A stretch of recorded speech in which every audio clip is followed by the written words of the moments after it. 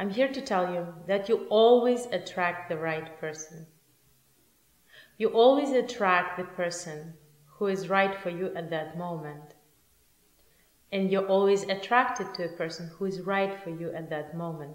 The question is, what are they right for?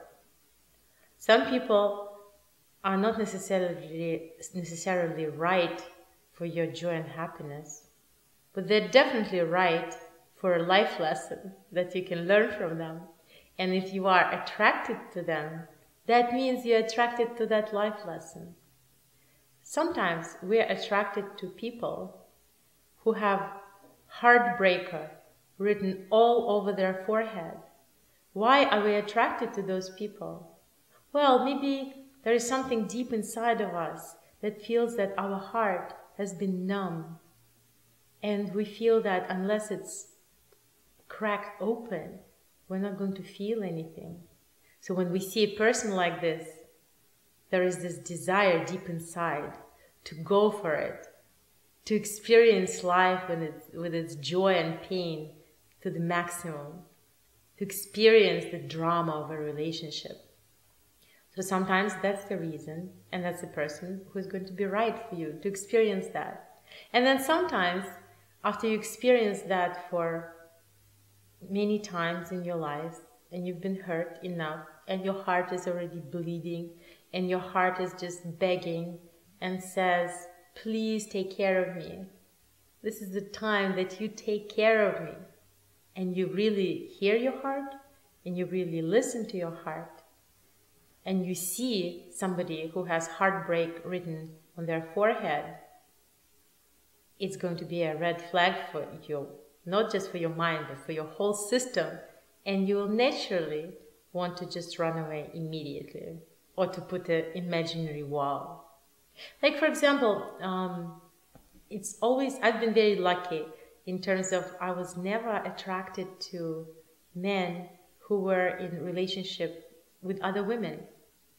And so, for example, if I was attracted to somebody that I would meet at a party or in some other social setting, and then this person would tell me that they have a girlfriend or they have a wife, there was something in me that just automatically would just shut down, and I could feel that even my eyes, like if you imagine that the eyes are like focused in a camera, and my eyes from being very, very hot and warm and inviting and opening, would all of a sudden the pupils would narrow down, and it would feel that I'm kind of starting to look at them from a distance immediately.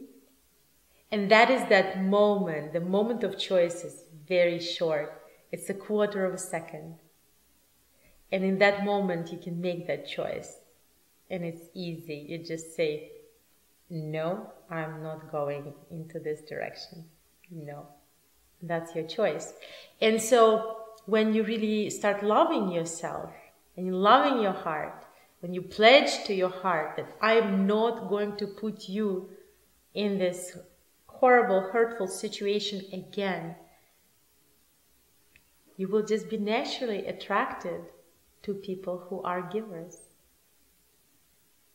And if you don't have this pact with your heart or with your body, if you feel like you still need to be punished for something, if you haven't forgiven yourself yet, if you didn't fully fall in love with your soul, if you didn't fully believe that your deepest intention is general goodness for yourself and for everyone else, you will be attracted to situations where a man would be emotionally unavailable, or abusive, or elusive, and in general you will be attracted to toxic relationships. So it all comes down to the work that we can do inside of ourselves, accepting every part of ourselves, forgiving ourselves, forgiving our mother, forgiving our father, forgiving the creation, coming back to faith. That's how we get attracted to the right people who can really become our partners in spiritual growth. people that we can share our visions with, and people who are going to heal us. And that's what I wish for everyone.